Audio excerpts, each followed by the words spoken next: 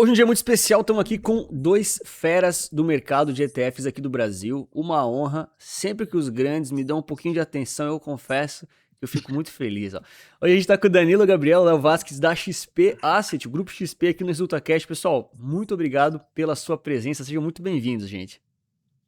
Obrigado pelo convite, Anthony. Prazer estar aqui com você, cara. Boa, fechado. Pessoal, só lembrando sempre que esse vídeo aqui não é uma recomendação de investimentos, que a Resulta Capital e eu somos totalmente isentos aí e não ligados a nenhum banco, gestor ou corretora. Então já mandem aqui nos comentários, né, quem mais vocês querem ver aqui no ResultaCast, que outra gestora, que outro convidado. Mas hoje temos aqui a galera da XP Asset para bater um papinho sobre ETFs, mercado brasileiro, falar um pouco de renda fixa, alocação de renda variável e vários outros assuntos aí que os convidados talvez queiram comentar um pouco mais. Então, só para o pessoal conhecer vocês, né, por favor, Léo e Danilo, apresentem-se brevemente e a gente começa a falar sobre ETF aí, né, por favor, cara. De novo, obrigado pela presença.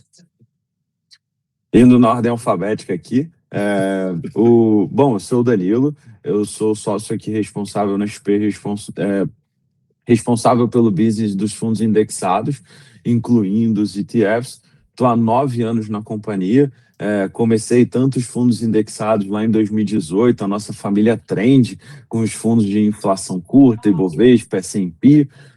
Em 2020, a gente faz a nossa primeira onda em ETFs, lançando 8 fundos a partir de novembro 20. Alguns marcos que a gente tem, o Gold 11, que é o nosso fundo mais famoso, o fundo de ouro. A gente também lançou o XFIX, que é o nosso que foi o nosso primeiro ETF, é o nosso ETF de fundo imobiliário. A gente também, eu pessoalmente, tenho um carinho muito grande por ele. E ao longo desses últimos 6 anos, a gente tratou os ETFs como uma, entre muitas aspas, uma subestratégia dentro de indexados. A gente sabia que o ETF já era uma potência lá fora, mas no Brasil ele ainda não estava desenvolvendo tanto. E ao longo de 2025, a gente viu uma aceleração nessa vertical de ETF e a gente faz um relaunching desse negócio, passando principalmente por 3 pilares. Aí a gente vai discorrer por esses pilares ao longo do papo, mas um dos pilares foi um pilar de time. A gente quis fazer um reforço de time, e eu trouxe o Léo, eu aproveito e passo a bola para ele se apresentar aqui. Boa, show de demais, cara. Como o Danilo colocou, eu vim para a XP no fim de 2020, então eu estou aqui cerca de 8 a 9 meses de companhia, então bem menos tempo que ele. Eu venho de uma carreira de 25 anos em outra asset. Eu passei os últimos 25 anos na asset do Itaú. Lá eu sempre trabalhei com gestão, inclusive eu trabalhei com gestão de ETFs. Eu trabalhei desde o lançamento do primeiro ETF há 22 anos, que foi o PIB, até o lançamento de 2 dúzias de ETF por lá, antes de vir aqui para a XP. Pô, show demais, cara. Que honra. Então, o pessoal que está assistindo agora, saibam que não são 2 contratados agora dessa semana, né? São 2 referências aí, os caras têm experiência pra caramba no mercado. E é sempre importante lembrar isso, porque o ETF é um tema que está entrando muito na moda agora, né? Vocês sabem até melhor do que eu. A gente está falando cada vez mais disso. Vocês, também geram bastante conteúdo aí com todo o time da XP. Mas, cara, é uma coisa que é sempre bom ouvir de quem tem muito mais expertise e muito mais experiência. Então, fico feliz que vocês estão por aqui, né?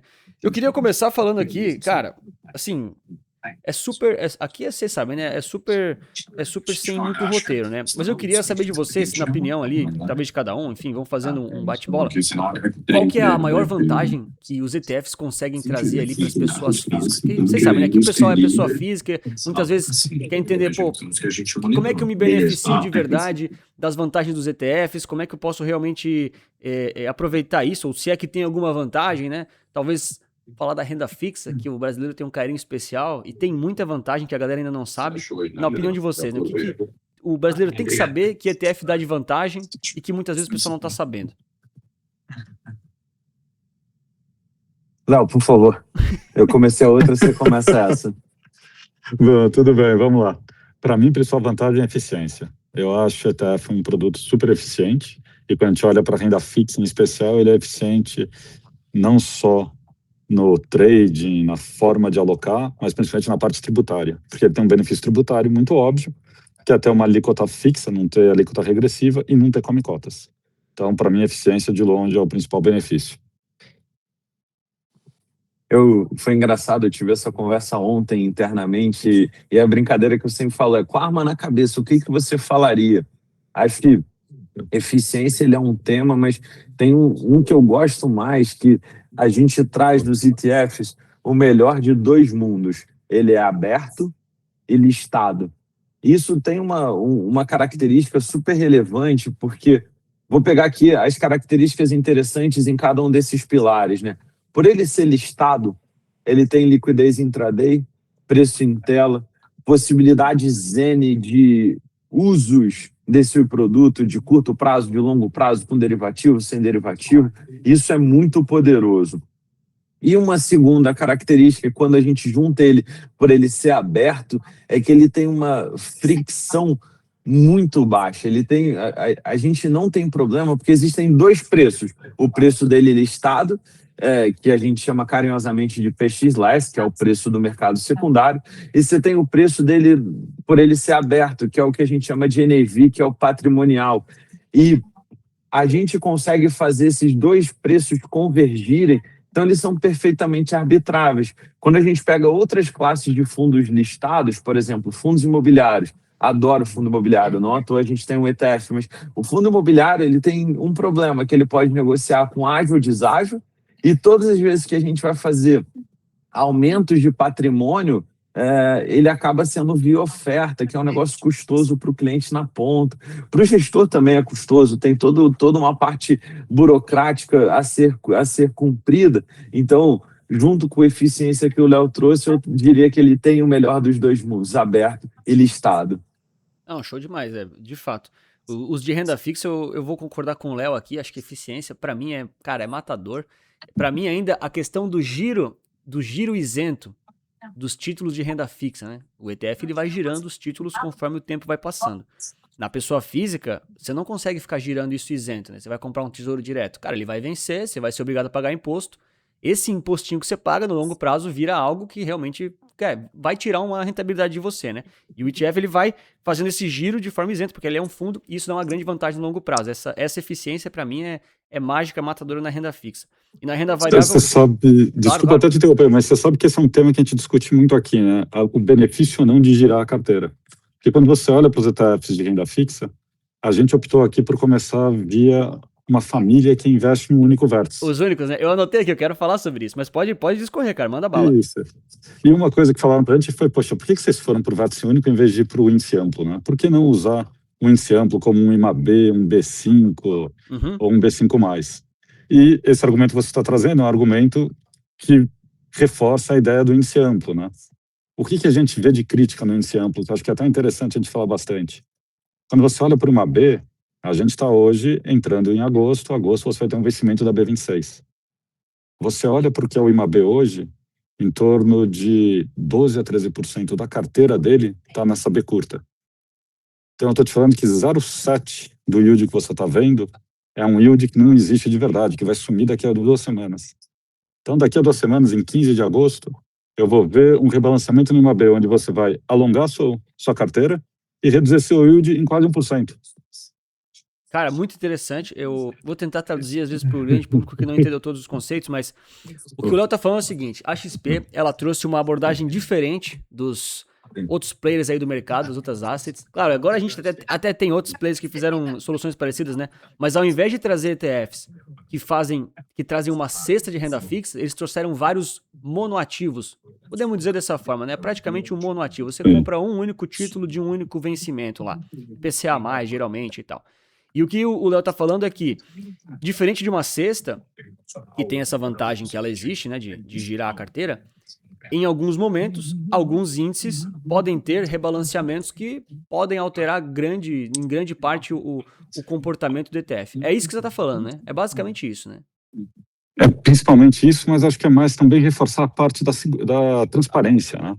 Quando eu falo com o investidor ele entende que ele está comprando um XB35 a um yield de quase 8%, e ele vai levar esse yield. Se eu falo para esse mesmo investidor que está comprando um IMAB para levar um yield de 8,70, ele acredita que ele está contratando esse yield para o longo prazo. É verdade. Mas o rebalanceamento corta esse yield. Não, perfeito. O rebalanceamento faz com que o yield mude sem ele ganhar dinheiro por causa disso. Então eu não tenho essa transparência que eu tenho no vértice único. Não, perfeito. Acho que, cara, ótimo insight. que na realidade são duas possibilidades, né? A primeira é o cara comprar uma cesta, que aí o yield ele vai sendo dinâmico, vai mudando, e aí a duration também, ela muda pouco, né? Porque ele vai tendo um perfil de volatilidade, tudo bem, oscila um pouquinho, mas essa duration meio que ela vai por... Ela é previsível. Exatamente, você sabe que vai estar previsível. numa faixa. E quando é um título único, quase um monoativo aí, essa duration ela vai caindo. Então até 2035, esse ETF ele vai sendo cada vez menos volátil, como se fosse um título, não é isso? Isso, e daí você tem que imaginar uma pessoa física, né? Imagina alguém de 30 anos. Hoje você está interessado em ter uma duration alta porque você tem uma idade baixa. Quando você tiver 60 anos, você vai querer ter uma duration baixa, justamente porque você não quer correr o mesmo nível de risco. Quando você compra o vértice único, ele acompanha essa sua mudança de vida. Quando você compra um índice amplo, ele não só não acompanha, porque ele tende a ser mais estável, como ele ainda pode te surpreender no meio do caminho, porque os rebalanceamentos aumentam, às vezes a duration em 1 ano, em meio ano, sem você ter previsibilidade disso ou controle sobre isso. Pô, perfeito. E aí, Claro, desculpa, pode terminar. Não, só para complementar o ponto que o Léo trouxe, que foi exatamente a nossa motivação, né? Hoje existem 3 produtos, 3 formas de você se expor à inflação no mercado. Eu vou fazer na ordem sequencial, que é o que a gente mais gosta, tá? O primeiro é o Single B, que foi o que a gente trouxe. Nós fomos pioneiros quando trouxemos isso em dezembro do ano passado, dezembro 25. Na sequência, outras 2 gestoras copiaram o que a gente fez. E por que a gente acha que esse é o melhor modelo? Porque a gente consegue trazer soluções para o cara, para o investidor, que vai ter um prazo definido. Então, por exemplo, o meu universo de investimento é 2050, 2060. Poxa, eu quero ver isso acontecendo ao longo do tempo. Hoje, 10 anos para mim é curto. Daqui a 10 anos vai ser muito. Então, beleza, o fundo por dentro ele rebalanceia menos. Mas por fora eu vou ter que rebalancear, porque eu vou ter que fazer o meu ajuste de duration. Então, a nossa motivação foi nisso. Além desse ponto, poxa, eu acho muito mais tangível para o investidor médio. Eu não estou vendendo não estou ofertando o nosso fundo para quem é da indústria de investimento. Eu quero que qualquer investidor consiga fazer isso. E eu acho que ele consegue materializar melhor quando eu viro e falo, você vai comprar o XB60. O que tem dentro dele? B60. Tá tudo certo, eu consigo explicar muito melhor. Então essa é a primeira solução. A segunda solução são as duration fixas. Ele é legal, porque você contrata e você escolhe a duration que você quer, mas eu tenho uma crítica em relação a ele. No nosso produto, se eu faço um mix dos nossos 5 ETFs e no futuro a gente vai ter todas as Bs materializadas por ETF, eu faço uma duration constante. Mas com a duration constante eu não faço os vértices. Então eu comprei a pizza pronta, eu comprei os ingredientes. Eu prefiro comprar um ingrediente e fazer ao meu bel prazer, e aí eu consigo fazer um portfólio exclusivo para cada investidor de acordo com as necessidades dele. Óbvio, a duration constante, ela é legal quando eu faço uma inflação. Eu preciso ter na minha carteira 30% de inflação, minha duration target é 6 anos. Pô, beleza, eu vou conseguir fazer um mix ali com as durations constantes, está tudo certo. E aí eu faço isso dentro do portfólio sem um horizonte específico. Ele é legal. E o terceiro são os IMABs da vida. Ele já foi uma baita de uma solução, a gente estava conversando até internamente, o B5 historicamente foi um índice super performático, hoje ele já não é tão mais, mas hoje em dia, né, falando julho 26, os IMABs, eles se tornaram a pior das soluções, porque eu não controlo o duration, eu sou duration taker, eu não sou duration maker, porque depende do que o governo está emitindo. O Léo trouxe aqui a questão dos yields, então, poxa, em agosto 26 vai vencer a NTNB de 2026. Vai ter uma mudança drástica de yield e de duration, e eu vou ser zero compensado por isso. E a gente ainda tem um último ponto de que, poxa, no momento que as taxas estão altas, o incentivo do governo de emissão de título é emitir títulos mais curtos, porque senão ele vai pagar muito caro na dívida. Então eu ainda fico à mercê de quem está me pagando para escolher a duration que eu vou fazer. Então, poxa, numa relação bilateral, né? Poxa, eu vou emprestar dinheiro para o Léo. Tudo mais constante, eu deveria dizer quanto o Léo vai me pagar de retorno. E no Zimabase é o contrário. Eu empresto dinheiro para o governo e o governo me diz o prazo que ele vai me pagar, em termos de duration, e a gente ainda tem uma questão de yield que ela não é tão clara assim para o investidor. Então, poxa, o IMAB ele acaba sendo, já foi uma solução muito útil ao longo do tempo. Hoje em dia ele talvez seja a solução menos sofisticada e a gente acredita que, poxa, os single vértices vão dominar, os duration constantes vão ser muito utilizados e os IMABs, muito em função desses fatores, talvez eles comecem a entrar em desuso a longo prazo. Cara, excelente. Papo de altíssimo nível aqui. Eu deixei a bola quicando, os caras pegaram no ar perfeitamente. Então, o que o Danilo falou aqui é o seguinte. Cara, tem várias formas de você se expor a títulos IPCA+, no mercado. Se for via ETF, tem 3 formas principais que ele já falou. Single vértice, que são as soluções principais da XP. A outra é duration constante, que tem os concorrentes aí que estão trazendo recentemente. E a outra é a mais convencional, índices que vão se rebalanceando, que foi aquilo que eu comentei antes. E aí eu quero muito que vocês nos digam, né? Você já explicou basicamente por que foram para essa linha de muitos ETFs de single vértice, né? Só 2030, só 2035, só 2040. O que acontece lá em 2035 quando esse ano chegar? Porque algumas pessoas têm esse receio. Tá, o ETF vai implodir, ele vai ser devolvido do seu dinheiro, você vai ser obrigado a pagar imposto, ou então vai se transformar em outro índice. Tem alguns que fazem isso, né? Não sei, eu queria ouvir de vocês. E também explicando daí a eficiência tributária no recebimento dos cupons, né? Que muitas pessoas não entendem isso, né? Mesmo que você pegue uma ponta muito longa na pessoa física, às vezes você está pagando o imposto de renda nos cupons, né? Talvez para trazer essa visão, porque de fato são coisas novas e eu apoio muito todas as soluções. Eu gosto de single vértice, gosto de duration constante, gosto de cestas diversificadas. Eu acredito muito que teremos de tudo. O investidor tem que saber entender cada uma dessas questões e pelo caminho que ele mais gosta. E também tem que saber deixar o like e se inscrever no canal para não esquecer, porque senão eu não falo isso, tá? Mas agora digam, por favor, essa questão de 2035, né? O que vai acontecer com esses ETFs single vértice ou 2060, né? Que seja. Olha, a gente concorda com você em relação às alternativas, tá? A gente acredita que no mercado de indexados de ETF em especial, mais alternativa é sempre bom para o investidor. Então, a gente acredita em ter diversidade de alternativas, em ter soluções que não sejam necessariamente iguais para levar a resultados semelhantes. E a gente acredita que tem espaço para os 3 ETFs na carteira de qualquer investidor, depende dos objetivos dele e do que ele prefere em termos de controle da duration dele, do yield dele. Quando a gente criou os produtos, essa preocupação nossa com o vencimento, ela, na verdade, é um pouco maior do que simplesmente o ano que vai vencer o NTNB. Nossa preocupação é garantir que o investidor vai ter sempre a alíquota mais baixa de IR. E para ter a alíquota mais baixa de IR num ETF de renda fixa, eu tenho que ter uma PMR, né, um prazo médio de repactuação de no mínimo 2 anos. Então, nossa preocupação com 2035 não é em 2035, é em 2033, quando ele estiver chegando nesse limite. Os produtos já foram criados prevendo que ele vai sempre rolar para B seguinte quando chegar perto desse limite. Então, o B35 em 2033 vai virar B36. Em 2037, ele vai virar a B seguinte, e assim por diante. A gente vai estar sempre rolando um ano.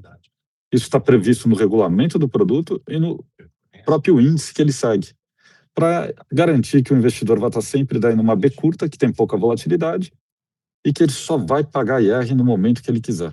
Ele só sai do investimento a hora que ele quiser, só realiza aquele ganho no momento que ele quiser. A gente está empoderando o investidor para ele poder tomar a decisão por ele mesmo.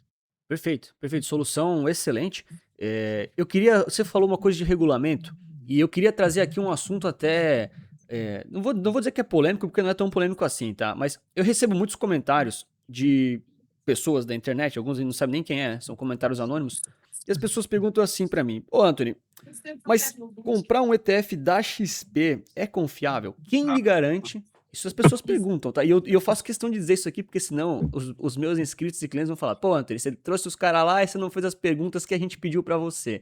E aí eu já sei a resposta, né? Óbvio que eu sei a resposta, mas eu queria que vocês mesmos respondessem, né? Pô, quem me garante que o Léo Vasquez não vai pegar lá o mouse, vai lá no PC e vai, ao invés de comprar a próxima B, que o regulamento, que o índice mandava, ele comprou outra coisa. Ele comprou, putz, qualquer outro tipo de investimento, né? Quem me garante isso? Porque as pessoas, elas não entendem tanto do assunto e elas têm esse receio. Elas, às vezes, não sabem da dinâmica do índice, daquela questão mais de seguir a regra, e às vezes isso deixa elas com receio do produto, né? Pô, vai que aparece outra coisa lá dentro desse fundo que eu comprei. Então, só se puder deixar, enfim, né, bem por alto, né, que parte de regulação é um juridiquês que nem eu entendo tanto assim. Mas só para tranquilizar o povo de como é que funciona, né, cara, por favor. Cara, uma coisa super legal que a gente tem quando a gente fala de ETF, hoje no Brasil, o ETF, regulatoriamente falando, ele é um fundo de índice. Então, a gente só tem na regulação, o que está escrito na norma, fundos indexados, listados, né, os ETFs aqui nessa dinâmica. Dito isso, quando a gente olha o que a CVM escreveu, ela diz que eu tenho que comprar percentuais mínimos dos ativos alvos do índice. Então, vou pegar o XB35 aqui que vocês trouxeram como exemplo. O nosso índice ele só tem B35 na composição dele. Então, por um aspecto regulatório, eu sou obrigado a só fazer isso. Aí, o que você falou, né? Poxa, a gente chegou aqui e, por qualquer motivo que seja, fizemos outra coisa. Existem diversas camadas de proteção do investidor, e aí, no nosso caso, a gente usa um custodiante, um administrador, que são entes aqui relacionados ao mundo de fundos e de ETFs, que ele é um terceiro, é o BNP, que é o 8º maior banco do mundo, ele é o nosso custodiante. Então, quando a gente pensa em termos estruturais e robustez no nosso modelo, a gente tem a XP, com todo o nosso mecanismo, um conglomerado financeiro focado em investimento. Quando a gente pensa nos maiores conglomerados financeiros, a XP é a única focada em investimentos, todos os outros são bancos focados principalmente em crédito. A gente tem uma asset que tem mais de 250 bi sob gestão, top 10 no Brasil, super robusta, super diversificado.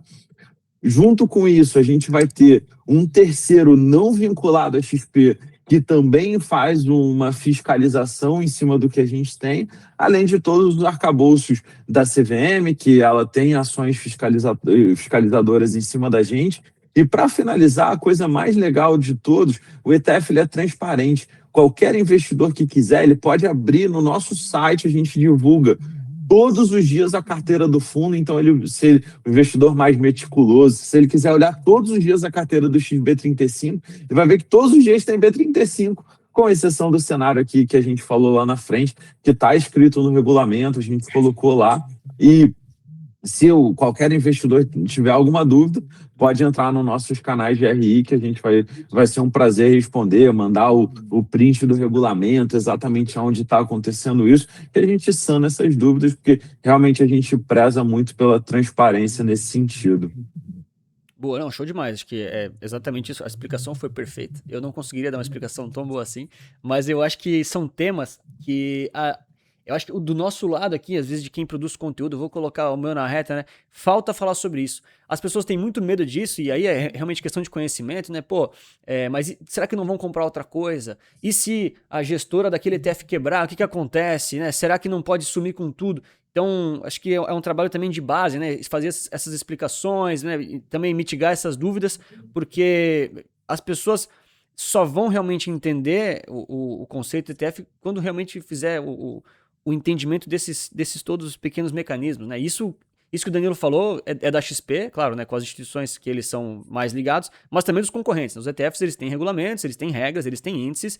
Todo mundo meio que funciona assim, alguns usam alguns parceiros, outros usam outros, e meio que a regra é essa para todo mundo, né? Acho que esse é o resumão, né?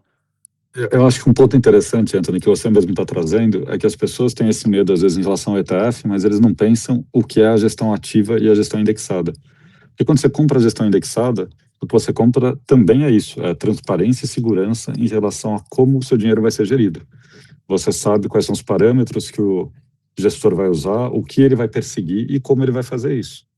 Quando você compra a gestão ativa, muitas vezes você está dando uma carta em branco para o gestor. E daí você não tem essa visibilidade do que ele vai fazer.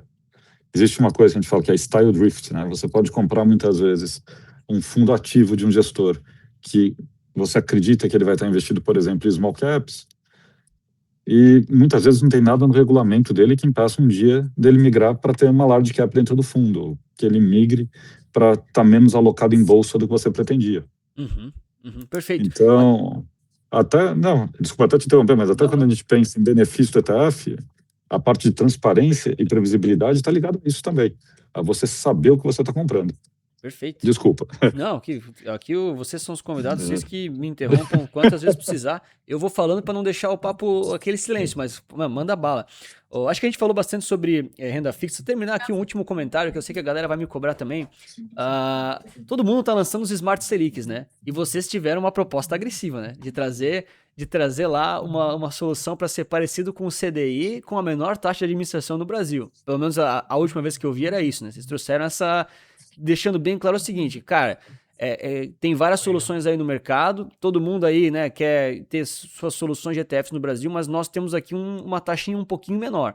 Eu sempre falo que não é uma taxinha um pouquinho menor que vai mudar a vida de ninguém, assim, são pontos, detalhes ali no médio e longo prazo, mas como alguém que acompanha o mercado, né, e é de fora, eu não sou ligado a nenhum banco, gestora, nem corretora, eu fico pensando assim, rapaz, agora tá todo mundo começando a olhar isso e estão vindo com propostas até mais baratas em termos de custos, né? Então, eu gosto de fazer essa menção porque deixou bem claro para todo mundo que às vezes as taxas dos ETFs, que a pessoa olha muito para isso, né? Essa taxa de administração é cara, essa é mais barata. As pessoas olham para isso. Eu não acho tão relevante. Eu sempre falo, eu não acho tão relevante. Eu acho que de 0,19 para 0,14, claro que o que tem menor taxa de administração, nas mesmas condições, vai render um pouquinho mais. Mas assim, não é algo que vai ser, né, não vai mudar de vida. Mas a concorrência está trazendo as taxas mais baratas. E também está trazendo soluções diferentes. Então, não sei como é que foi essa conversa interna aí de vocês, toda a estratégia, mas saibam que, pô, isso deixa uma mensagem clara para o mercado que, cara, a concorrência está trazendo taxas menores, sabe?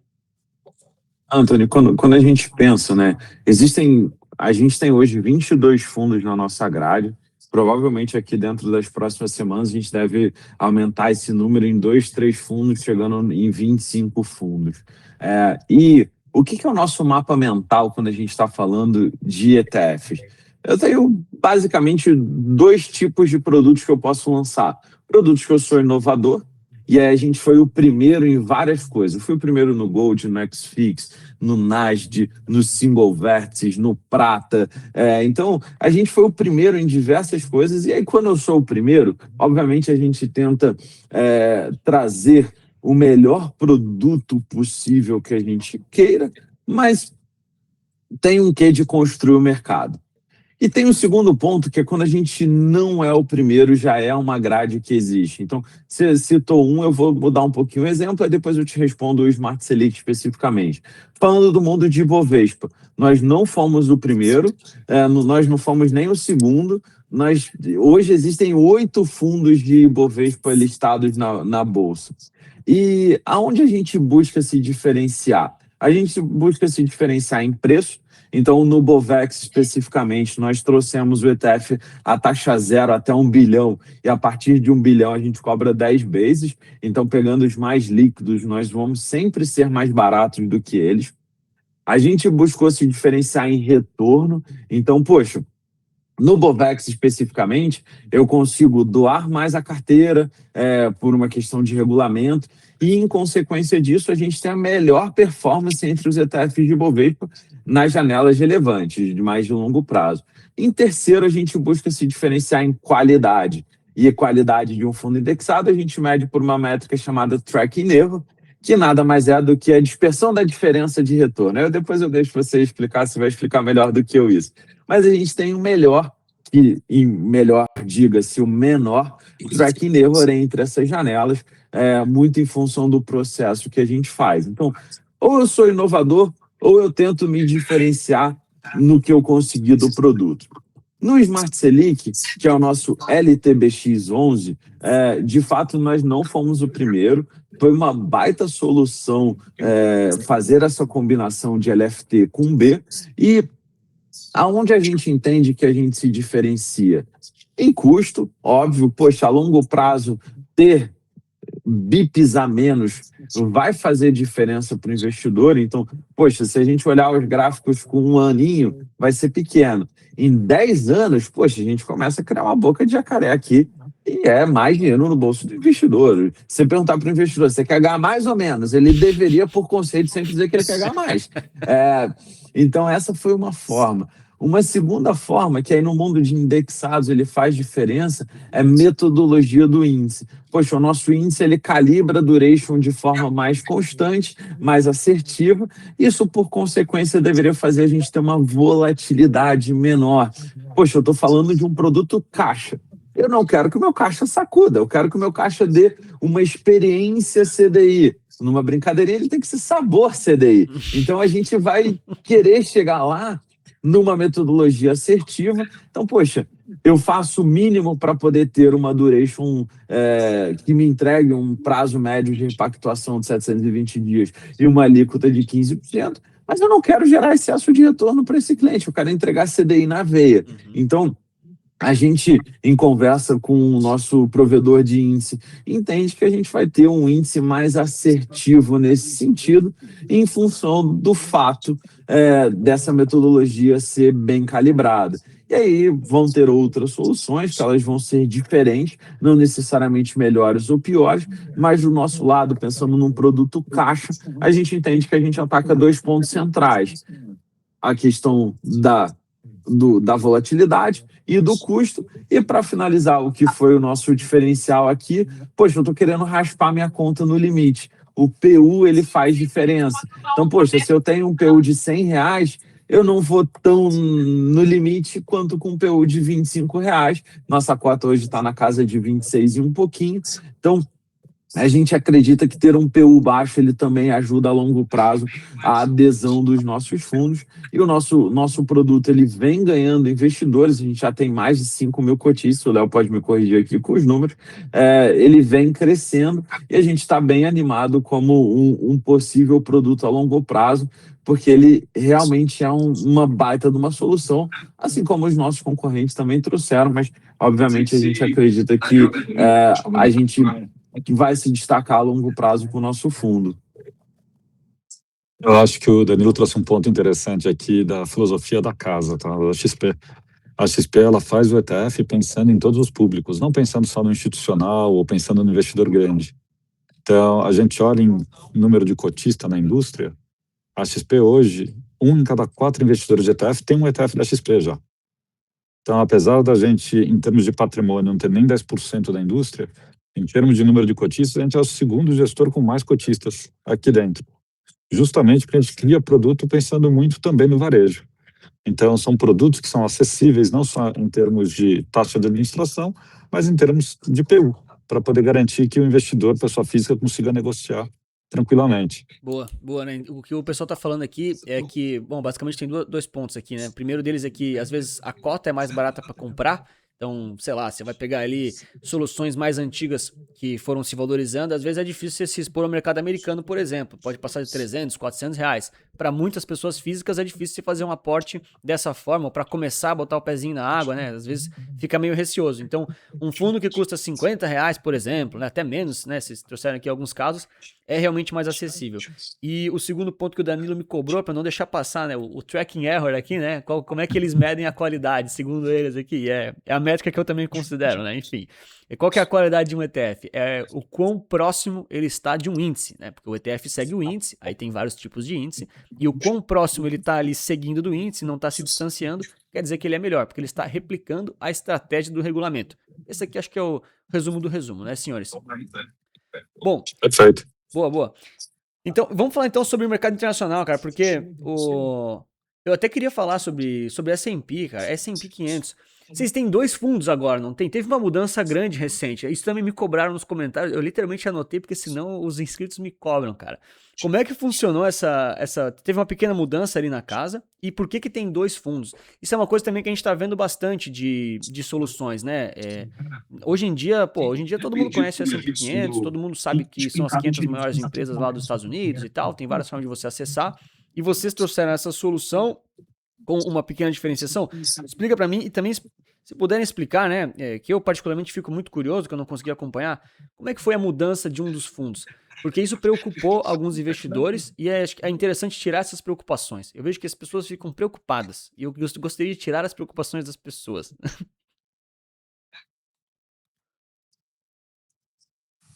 Bom, deixa eu começar aqui, aí depois eu vou passar para o Léo, porque o Léo foi idealizador dos produtos. Então, eu vou, acho que, tangenciar duas coisas que você trouxe que são importantes.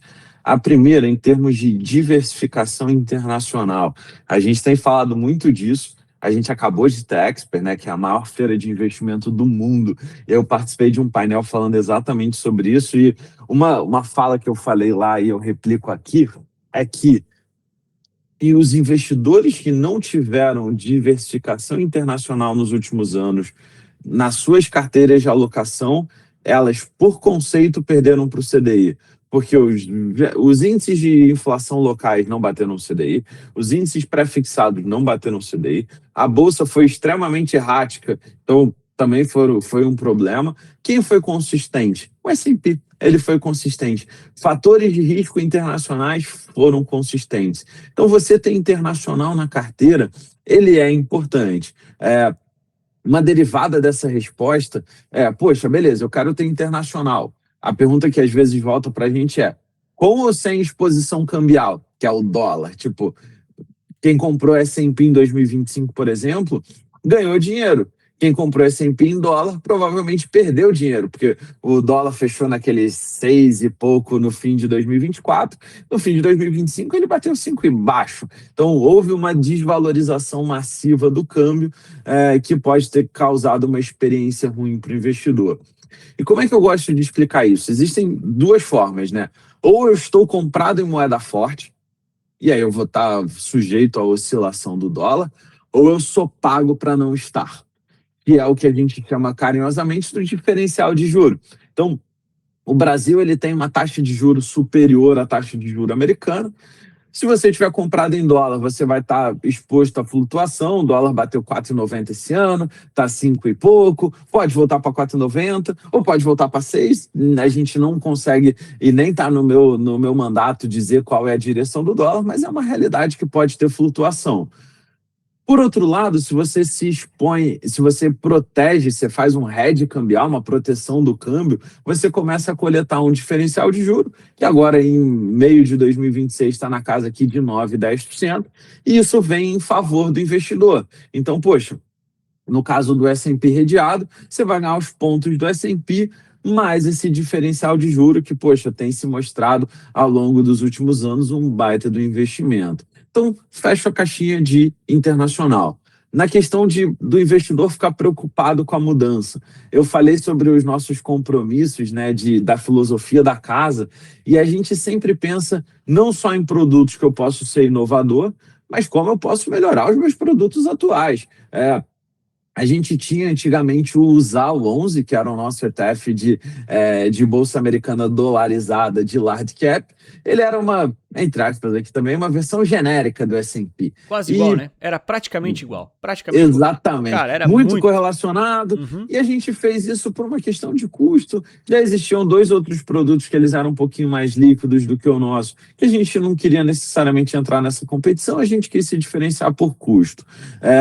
E aí, fazendo o gancho, né, com o Léo chegou, ele tinha desenvolvido na casa anterior dele um produto, que inclusive a gente lançou aqui, que é o SPXH, e a gente fez um paralelo. Poxa, se vale nessa direção, deveria valer na direção oposta. E aí a gente, junto com o S&P, desenvolveu um novo índice e a gente transformou o ZAL 11 no SPX do 11, e a gente tem aqui na grade da XP nós somos os únicos gestores que temos as duas soluções via futuros locais, com todos os benefícios aqui. Eu passo para o Léo para ele explicar o fundo. Então, eu acho que um benefício muito legal do SPXU é justamente que a gente buscou mudar a estrutura para dar a mesma exposição. Então, é um outro tipo de inovação. Em vez de eu te trazer uma solução totalmente diferente em termos de exposição, eu te trouxe a exposição que você já conhece de uma forma mais eficiente. Por que é mais eficiente? Quando eu faço a exposição via futuro local, tanto de S&P quanto de dólar, eu estou te dando os 2 fatores de risco Só que eu te dou os dois fatores de risco com menos custo operacional. Eu não tenho conta no exterior, eu não tenho que fazer remessa de dólar, eu não tenho que pagar um gestor externo para fazer essa gestão. Dois, além de eu ter mais eficiência, eu tenho mais retorno. Mais retorno por quê? A combinação desses ativos no Brasil, eles geram um prêmio de risco que eu recebo por estar dentro do Brasil e não no exterior. Então, o futuro de S&P no Brasil, ele é totalmente arbitrável com o futuro nos Estados Unidos. Ele tem implícito dentro dele um custo de oportunidade que é a taxa de juros americana. Só que quando eu compro as LFTs mais o futuro de dólar no Brasil, eu não recebo variação cambial mais taxa americana. Eu recebo variação cambial mais cupom cambial, que tem um prêmio sobre a taxa americana. E é esse prêmio que eu estou aí recebendo dentro da estrutura do SPXU. Quando a gente fez as nossas simulações junto com a S&P, a gente vê uma performance de longo prazo que chega a superar o S&P em 40% num acumulado de 10 anos. 40% sobre um índice que já é considerado quase que imbatível no mercado. A gente está falando de um índice aqui que cerca de 10% dos gestores ativos nos Estados Unidos conseguiram superar nesse período. Perfeito. E a gente não só consegue superar com essa estratégia, como consegue superar de forma relevante e consistente. São praticamente todos os anos superando. E aí, Anthony, Então a gente é muito confiante com o instrumento. Desculpa. Não, só passando, né? Como é que a gente fez a formação de risco? O Léo trouxe o fundamento do que era, o que são cada um dos fundos. Vou começar pelo que tem só dois ativos, que é o SPXH. O H é de hedge, então ele não tem a exposição cambial. Ele vai ter o futuro de S&P, para a gente poder materializar o risco do S&P 500, que são as 500 maiores empresas listadas nos Estados Unidos. E por ele ser um futuro, ele não chama caixa. Então a gente compra tudo isso em LFTs ou ativos de zeragem para a gente poder entregar esse CDI. Na hora que a gente faz a combinação dessas coisas, o que a gente tem de expectativa de retorno para o investidor? Os pontos do S&P. Dentro do futuro do S&P, a gente paga o custo de oportunidade lá de fora, que é o Fed Fund. Só que por eu estar investido aqui dentro no Brasil em CDI, eu recebo o CDI. Então, eu ganho o CDI, ganho S&P, pago Fed Fund, e por isso a gente entrega S&P mais diferencial de juros. Boa, Passando para o SPXU, o U é de US, e aí a gente, pensando de eu estar investido direto lá fora, com exposição cambial. Ele é exatamente a mesma coisa lá de fora, com a diferença que eu tenho futuro de S&P, caixa, e eu adicionei o futuro de dólar. E aí entra tudo que o Léo falou. Poxa, investir em dólar no Brasil é, entre aspas, mais arriscado do que investir em dólar nos Estados Unidos. Por eu ter uma percepção de risco maior, eu tenho um prêmio maior e eu coleto esse prêmio em favor do nosso investidor na figura do cupom cambial. Então, poxa, a gente conseguiu entregar essencialmente os mesmos fatores de risco. Então, eu tenho 100% de S&P, 100% de dólar, e por usar instrumentos mais eficientes, a gente entrega mais retorno na mão do nosso investidor. Fora que a gente ainda tirou toda a fricção de custo. Eu não preciso ter nenhum gestor lá fora, eu não pago outro cara, eu não tenho custódia lá fora, eu não pago imposto retido lá, na fonte lá fora, os withholding taxes. Então, a gente pegou aqui o suprassumo da eficiência e trouxemos isso junto com o S&P, fomos inovadores com ele, e de novo, falando no nosso DNA, poxa, eu quis trazer uma eficiência para o investidor. A mudança que a gente fez no nosso fundo, ela foi benéfica para o cliente. Então, e obrigado pela oportunidade de a gente poder estar explicando isso aqui para todo mundo, e sem dúvida vai ajudar aqui a todos entenderem o que aconteceu. Boa, perfeito. Não, acho que tá super explicado, e eu acho muito legal falar sobre esses temas. Até porque tem muitos fundos de muitas gestoras que eu acho muito interessantes e são muito pouco conhecidos.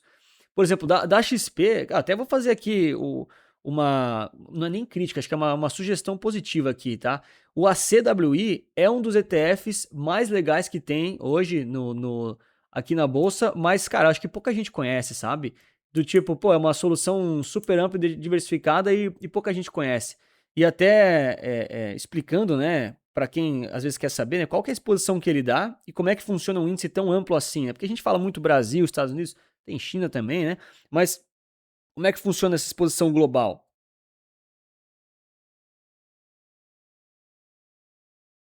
Olha, que bom que você trouxe essa parte do conhecer o produto, que para a gente falar do produto e fazer as pessoas conhecerem o ETF é um dos grandes desafios. O ETF é diferente do fundo, porque você entra na plataforma para investir, no fundo você vê a lista deles. O ETF, ele é um ticker na bolsa. Então, se a gente não fala do produto, se a gente não conversa, a gente não consegue fazer o investidor final saber que produto existe. Por isso, inclusive, que a gente gosta de falar com você, gosta de falar de todo mundo que faz esse trabalho de comunicação. A gente acha que isso é muito importante. No caso do ACWI, isso é muito interessante porque a gente conseguiu fazer um ETF, que é um ETF que dá uma exposição muito ampla, como você falou, é uma exposição a vários mercados. Ele acessa hoje mais de 50 mercados globais, tem mais de 2.000 ativos, na verdade, dentro da carteira, e ele faz isso via a compra de outro ETF no exterior. Então, a gente é o que a gente chama de um feeder, né? A gente compra um outro produto que faz a replicação no exterior. E a gente faz isso daí com o mínimo de custo possível e de forma mais eficiente para dar liquidez para o investidor final. Boa, perfeito. Deixando aqui só bom, tinha dado uma tremida aqui no PC, né? Mas acho que é legal só para os investidores também conseguirem entender, né? Quando a gente fala aqui com as casas, com as assets, a gente tem, né, fala sobre ETF e tal, então tem muitas soluções diferentes. Tem de renda fixa, tem de renda variável, tem de, renda variável nacional, internacional. Então, muitas vezes o investidor ele tem que refletir, né? Poxa, que tipo de exposição eu quero ter para minha carteira e quais são os melhores instrumentos para esse tipo de exposição? Acho que a grande pergunta que o investidor tem que se fazer, pelo menos uma delas, é essa, né? Para ter essa clareza. Porque ETF vai ter de tudo, vai ter cada vez mais de tudo, e aí o pessoal vai ter que ir entendendo essas diferentes possibilidades, né? Com certeza. Acho que a ideia é ter cada vez mais alternativas. A gente, como gestora, pretende trazer várias delas, não pretendemos trazer todas, vai ter sempre alguém que vai trazer uma alternativa diferente, e isso é bom no mercado, essa pluralidade de gestores, de oferta. E o que a gente precisa fazer é explicar onde a gente tem produto e como esse produto funciona, não. Como você falou, poxa, o ACWI é um produto que a gente foi muito feliz na concepção dele, e é um produto que é curioso, que talvez o ticker dele ele faz muito sentido para quem é do mercado, mas para quem não é do mercado, é muito difícil as pessoas às vezes pensarem nisso e entenderem o que quer dizer. Porque é um acrônimo, né? All Country World. Então, ele é justamente uma exposição global. E é difícil, às vezes, as pessoas fazerem esse relacionamento do ticker com o que o ativo faz. Não, show demais. A gente tá assim caminhando já aqui para a finaleira, tá, pessoal? Eu sei que temos os horários aí. Eu vou deixar aqui apenas as duas sugestões, né? A primeira delas é ter uma solução fora dos Estados Unidos para a exposição global diversificada, que eu sei que vocês têm China 11. Então, isso até pode ser um tema para outra conversa, né? O pessoal tem que comentar aqui embaixo se quer. Mas eu sinto muita falta ainda no mercado brasileiro de soluções diversificadas, que não é apenas nos Estados Unidos, mas também não é mundo todo. Eu sinto muita falta disso, faço essa sugestão para várias gestoras. Teve uma aí que lançou, mas eu acho que falta concorrência, acho que falta mais expertise. Vocês tinham um fundo antigo que eu fiquei muito chateado que ele sumiu do mapa. Eu gostava muito daquela ideia, tá? E torço para que um dia ele volte. O ticker era muito bom, beleza. E a única sugestão que eu faço é do tamanho do grupo XP, toda a estrutura que vocês têm, e tanto em profissionais, tanto em assets sob gestão, né, em bilhões aí, cara, falta um pequeno detalhe no site explicando, pô, essa carteira compra esses tipos de títulos, uma pizza para o investidor, pessoa física, falar, tem aquela pizza com os ativos, cara, isso dá uma tranquilidade tão grande na pessoa física. Eu sei que vocês sabem que eu já falei isso, e eu já falei pro Bradesco, já falei pro BTG, falo pra XP também, com o maior respeito do mundo, né? Não é uma crítica nem à instituição, nem aos profissionais, é só apenas a apresentação. Eu acho que o mundo dos ETFs só vai ganhar tração mesmo quando a gente simplificar, né, ao máximo esse universo, porque são muitos temas, são muitos termos, e a pessoa física não sabe tudo isso. Ela se assusta quando ela vê uma página com as coisas escritas. Então acho que tá tudo certo, não tem nada de errado com as páginas, mas tem que ser mais simples. Eu falo isso para o máximo possível de gestoras com o maior respeito do mundo. Acho que vocês entendem isso, vai. Cara, eu falei, por exemplo, no nosso papo, né, a questão de eu não estar vendendo para o mercado. Então, o nosso single B é uma das nossas tentativas de evoluir nisso. E, poxa, eu não tenho nenhuma pretensão aqui de falar que, poxa, nós somos os melhores comunicadores, somos os melhor forma de apresentar. O que a gente tem de compromisso é que a gente quer ser cada dia melhor. Então, esse feedback, pô, super bem-vindo. A gente já fez diversas evoluções ao longo do tempo com isso. Então, uma coisa do ponto de vista educacional, eu e o Léo coassinamos uma coluna quinzenal no Infomoney falando sobre ETF, e em aspectos educacionais, não uma propaganda imediata. Então, a gente quer divulgar isso, e o que você trouxe é super bem-vindo, assim, o ACWI, por exemplo, né, um negócio que a gente sabe muito bem, o All Country World Index, mas para o investidor na ponta talvez não seja tão tangível, e a gente tem o nosso papel, você está fazendo o seu de divulgar com esse podcast, com esse material que a gente tá gravando, e a gente sem dúvida vai continuar evoluindo para poder tentar chegar lá num nível de simplicidade, que ainda tem muitas outras coisas que podem se evoluir no mercado. A lista de fundos é um exemplo, e outras formas de eu conseguir acessar isso em bolsa, entre N outras evoluções aqui que o mercado vai desenvolver, porque o futuro da alocação do Brasil vão ser os ETFs, e acho que a gente não tem dúvida disso. Léo, últimas palavras aí, vamos começar o fechamento aqui, tá? Já vou começar a deixar aqui o agradecimento formal para todo o Grupo XP e vocês dois também pelo tempo, disponibilidade, né, por ceder aqui esse espaço e tantas informações relevantes para nós. Muitíssimo obrigado. Vou deixar vocês aqui com as palavras finais também para talvez falar para o pessoal aí, né? O mercado de ETF está crescendo, e deixar um ETF da casa como sugestão de estudo, que talvez a gente não falou aqui nessa conversa de hoje, né? Vocês têm várias opções, deixa aí no ar, assim, pessoal, estudem esse aqui, que é uma forma interessante aí, né? Para o pessoal sempre dar uma estudada no tema depois. Bom, primeiro agradecer aí o convite, agradecer o espaço, é sempre um prazer falar com você, é sempre um prazer explicar o que a gente está fazendo aqui. Poxa, um ETF da casa, eu diria para conhecer o novo ETF, né, que a gente está para lançar, que é o nosso Small Cap, o X-Cap. É uma proposta bem interessante, a gente, assim como fez nos outros produtos, onde a gente não consegue ser o primeiro, a gente tenta fazer algo que mude, que traga alguma vantagem em relação ao que já está no mercado. E dessa vez a gente fez algo bem legal, mexendo na metodologia do índice, para fazer um índice que seja mais eficiente e que traga mais retorno no longo prazo para o investidor. Então, convido aí para conhecer, o produto está sendo lançado no início de agosto, é um produto novo, que traz uma abordagem a um segmento muito importante do mercado, de uma forma mais eficiente do que você tem hoje no mercado. Show, ótimo, Danilo. Eu acho que quando a gente fala de ETF é muito fácil falar, porque, poxa, uma indústria que tem 20 trilhões de dólares alocados ao redor do globo, então é maior que o PIB brasileiro, tem mais dólar na indústria de ETF do que a gente tem reais na indústria de fundos, então é um fenômeno, eu convido todos a conhecerem mais. No Brasil está só no começo, a gente conta muito com produtores de conteúdo, com gestores, com os investidores, para a gente fazer esse negócio deslanchar. E de produto, o Léo vai rir aqui no fundo, porque ele sabe qual fundo eu vou falar. Eu convido todos a conhecerem o nosso XFIX 11. E eu falo dele, poderia falar do Single B, mas eu gosto muito do XFIX porque ele foi nosso primeiro.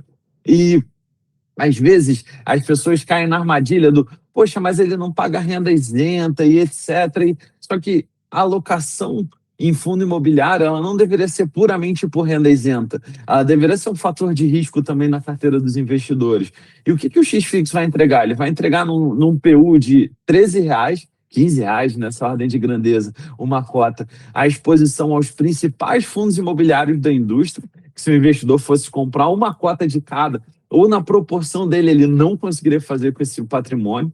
A gente faz um rebalanceio automático por dentro do fundo, então, poxa, fundos entram e saem dos índices, eles ficam maiores ou menores, eles liquidam ao longo do tempo. Tudo isso acontece de forma automática por dentro do fundo. Para o fundo imobiliário, para ele ser rentável realmente a longo prazo, você precisa reinvestir o dividendo, a gente faz isso automaticamente por dentro do XFIX.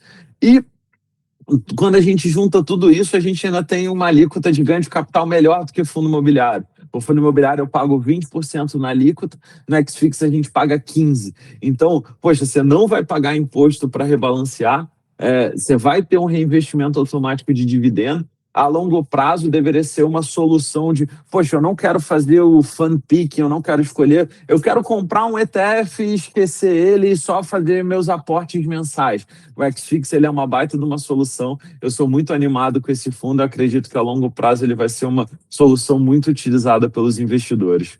Tá ótimo, show demais. Então, o XFix 11, esse é mais famoso, esse é conhecido, cara. E a novidade que eu não sabia aqui, ó, tem um furo de reportagem aqui, ó, o Léo revelou aqui, XCAP 11, é isso mesmo? Isso. Legal, não, tá ótimo. Gente, lembrem sempre de deixar o like, se inscrever no canal, comentem quem mais vocês querem aqui no ResultaCast, que outros gestores, que outros profissionais.